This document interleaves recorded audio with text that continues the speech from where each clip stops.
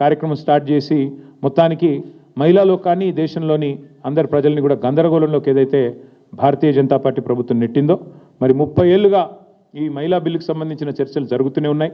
మరి మేము కూడా గతంలో ప్రభుత్వంలో ఉన్నప్పుడు చట్టసభల్లోనే మేము తీర్మానాలు కూడా చేసినాం. శాసనసభలో శాసన మండలిలో వెంటనే 1/3 రిజర్వేషన్ చట్టసభల్లో అమలు చేయాలి అని మా ప్రభుత్వం తరపునే ఆనాడు తీర్మానాలు చేసి పంపాం.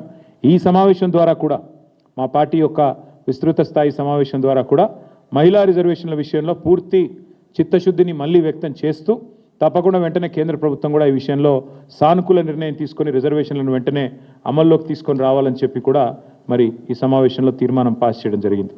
దాంతోపాటు మరి ఎస్ఐఆర్ అనే కార్యక్రమం ఏదైతే ప్రారంభం కాబోతా ఉందో ఆ విషయంలో కూడా చాలా కూలంకషంగా ఈ సమావేశంలో చర్చ జరిగింది. స్పెషల్ ఇంటెన్సివ్ రివిజన్ పేరిట మరి వెస్ట్ బెంగాల్లో దాదాపు 95 లక్షల ఓట్లు తొలగించడం జరిగింది. బీహార్లో 65 లక్షల ఓట్లు తొలగించడం జరిగింది. అట్లాగే రేపు తెలంగాణలో కూడా మే నెలలో ఈ ఎస్ఐఆర్ అనే కార్యక్రమం ప్రారంభమవుతా ఉంది.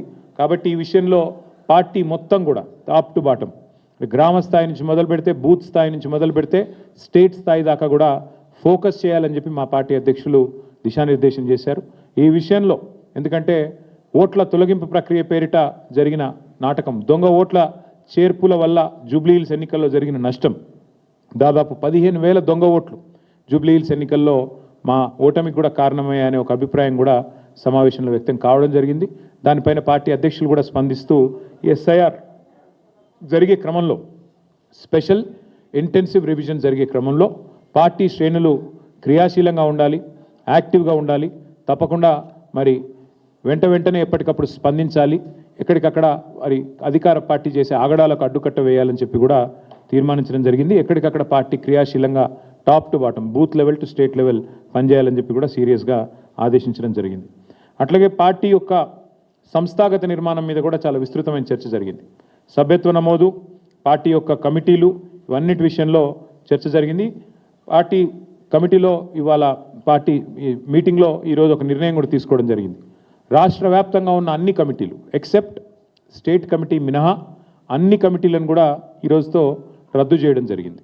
ఎందుకు అంటే కొత్త కమిటీలు వేసుకోవాలి, మెంబర్షిప్ వేయాలి, కాబట్టి దానికి మార్గం సుగమం చేయడానికి అన్ని కమిటీలను కూడా రద్దు చేస్తూ నిర్ణయం తీసుకోవడం జరిగింది. అంటే గ్రామ కమిటీ నుంచి మొదలు పెడితే అన్ని కమిటీలు జిల్లా కమిటీ దాకా అన్ని కమిటీలను కూడా రద్దు చేయడం జరిగింది. కేవలం ఒక స్టేట్ కమిటీ మాత్రమే ఫంక్షనల్గా ఉంటుంది. ఆ స్టేట్ కమిటీ ఆధ్వర్యంలో మెంబర్షిప్ కార్యక్రమానికి పోతాం. రాష్ట్ర వ్యాప్తంగా మరి ఈ మెంబర్షిప్ కార్యక్రమాన్ని కూడా రెండు మార్గాల్లో చేస్తాం. ఆన్లైన్ మరియు ఆఫ్లైన్. అంటే ఆన్లైన్ అంటే డిజిటల్ మోడ్లో, ఆఫ్లైన్ అంటే మరి పుస్తకాల ద్వారా మెంబర్షిప్ పుస్తకాల ద్వారా 2 మార్గాలుగా తప్పకుండా చేస్తాము. మా ఆలోచనల్లో ఒకటే, రాశి కంటే వాసి ముఖ్యం. అందుకే ఎంత సభ్యత్వము ఎన్ని లక్షలు అన్నదానికంటే కూడా మరి ఎంత క్వాలిటేటివ్గా మనం మెంబర్షిప్ చేయాలి, తెలంగాణకి ఒక రక్షణ కవచంలాగా ఎట్లా మన కార్యకర్తలు మన నాయకత్వం నిలబడాలి అనే ఆలోచనతో మరి వారిని కేవలం మెంబర్షిప్ చేయడమే కాకుండా మెంబర్షిప్ జరిగిన అనంతరం కమిటీల నిర్మాణం మాత్రమే కాకుండా ఆయా కమిటీలకు మరి మొత్తం ప్రతి నియోజకవర్గంలోని మరి ముఖ్యమైన కార్యకర్తలందరికీ కూడా శిక్షణా తరగతులు కూడా నాయకత్వానికి అట్లాగే మరి కార్యకర్తలకు కూడా శిక్షణా తరగతులు పెట్టాలనే నిర్ణయం కూడా తీసుకోవడం జరిగింది. షెడ్యూల్ మొత్తం కూడా మీకు తొందరలోనే వెల్లడిస్తాము. ఎందుకంటే ముందుగాల కొంత దానికి ప్రిపరేటరీ వర్క్ ఉంది. ఆ ప్రిపరేటరీ వర్క్ అయిన వెంటనే, ఎందుకంటే ఆల్రెడీ ఉన్న కమిటీలు రద్దయ్యాయి కాబట్టి వెంటనే మెంబర్షిప్ స్టార్ట్ చేయాల్సి ఉంటుంది. కానీ దానిలో కూడా ప్రాసెస్ ఉంటుంది.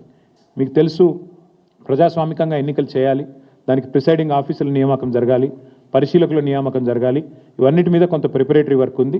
కాబట్టి తొందరలోనే ఆ షెడ్యూల్ కూడా ప్రకటించి ఎప్పటి నుంచి మెంబర్షిప్ స్టార్ట్ అవుతుంది, ఎప్పటి నుంచి మరి కమిటీల నిర్మాణం ఉంటుంది, ఇవన్నీ కూడా మళ్ళీ కేసీఆర్ గారి ఆధ్వర్యంలో ఒక సమావేశం బహుశా తొందరలోనే జరుగుతుంది.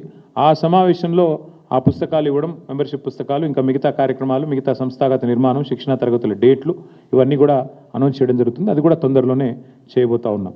ఇక ముఖ్యమైన విషయం ఇంకొకటి కూడా, ఈ రాష్ట్ర ప్రభుత్వం చేస్తున్న అరాచకాలు, ముఖ్యంగా భూదోపిడీ కానీ, ఈ రాష్ట్ర ప్రభుత్వం చేస్తున్న కుంభకోణాలు కానీ, అట్లాగే 13 డిక్లరేషన్లు, 420 హామీలు, అభయహస్తం మేనిఫెస్టో పేరిట ఏదైతే ఇచ్చారో ప్రతి ప్రజా సమస్యని కూడా ఐడెంటిఫై చేసి, ప్రజలకిచ్చిన ప్రతి వాగ్దానాన్ని కూడా ఐడెంటిఫై చేసి, జిల్లాల వారీగా ఎక్కడికక్కడ మరి సమాయత్తమయ్యి ఎక్కడికక్కడ పోరాటాలకు నడుం బిగించాలని చెప్పి కూడా ఈ సమావేశంలో తీర్మానం చేయడం